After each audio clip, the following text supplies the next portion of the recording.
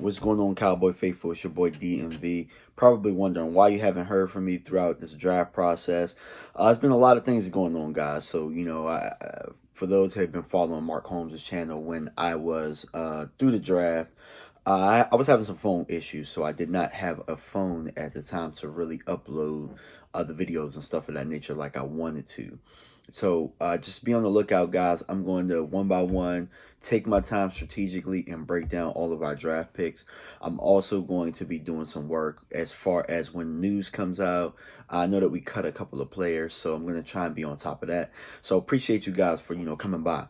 So the title of the video is why Micah Parsons was a bad pick. All right. And honestly, you could probably call it a clickbait because I don't think it was a bad pick. But the circumstances around it made it a bad pick. Actually, if things were done correctly by the front office, this would have been an excellent smash hit pick right here.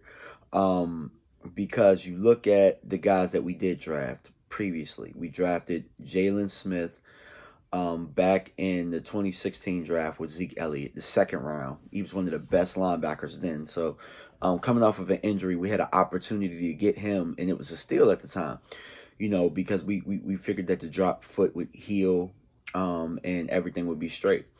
And then the next, I don't know if it was the following year. No, I think it was the 2018 draft. We drafted Leighton Vander Esch with the first round pick. So in that time, we extended Jalen Smith. And now, we kind of declined the fifth-year option on Leighton Vander Esch's deal. So Micah Parsons was a bad pick because of how things played out. If you wouldn't have extended Jalen Smith, this is a perfect transition and everything makes sense. You can kind of slide Vander Esch over to do some will responsibilities, and then you got Micah Parsons to just be the Mike. You know what I'm saying?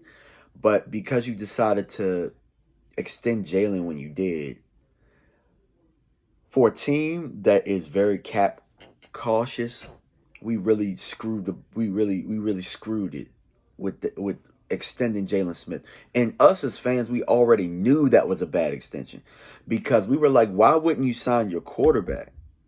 Or why wouldn't you sign Byron Jones? You decide to extend this guy. And now he's on the verge of being cut because, in my opinion, that's the guy that's going to get cut. But we got to wait until post June 1st, and then we got to deal with some dead money. For a team that's cap, that is, how do I say it? A team that is cap cautious. I don't know how you thought that signing Jalen Smith when you did was a good idea. Maybe I should have titled this video. Maybe I should have titled it "Why Jalen Smith's Extension Was Freaking Terrible." Because now, drafting Micah Parsons, you got to figure out which one of these guys is going to be gone. Not necessarily this year, but you're going to have to. Now, if Leighton Vander Esch, you kind of let him play out his deal, you don't deal with any dead money on the back end. But with Jalen Smith, who is the worst of the two, I mean, I know Leighton has injury issues, but Jalen Smith, you're going to deal with some dead money down the line. Now, I know that the new TV deal is coming, but, I mean, why is it that us fans can see these things down the line, but this front office can't, But all in all, I'm pretty happy with the pick. I'm pretty happy with the draft. I think that the draft could have been better, but I think that it was okay. I think that it was solid. We addressed some positions that we needed to. We addressed one technique finally, so I'm okay with that. We addressed the corner position with a really good corner, and in my opinion, Kelvin Joseph in the second round with how things were falling, with Merrick being gone, that fell to us, and it just made sense to get him because corners were going off the board pretty fast. And in my opinion, I think Kelvin Joseph is just as good as Surtain. He's just as good as J.C. Horn. I think that they were a smidge better, but it isn't far off.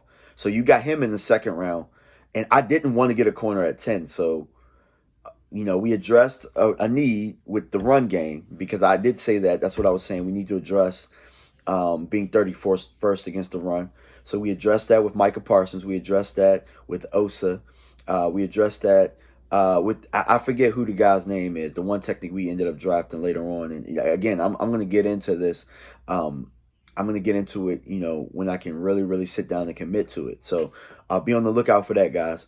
But and we adjust. I really like Mukamaru. I think Mukamu. Sorry, Mukamu. I like him. I've watched tape on him before. I don't think that he's ready right now, but I think that he'll be a very serviceable player down the road. Where he was a stablemate to your boy J.C. Horn. He played alongside of him, so I think that they're gonna play him at safety a little bit. So all in all, I'm okay with the draft.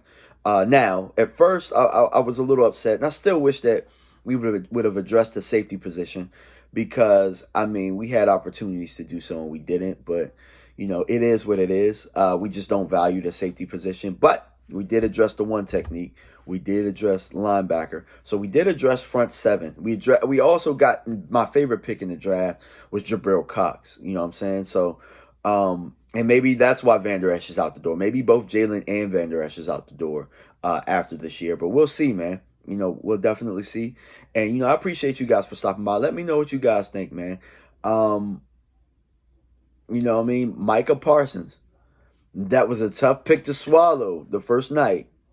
But now that everything is playing out, it might be okay.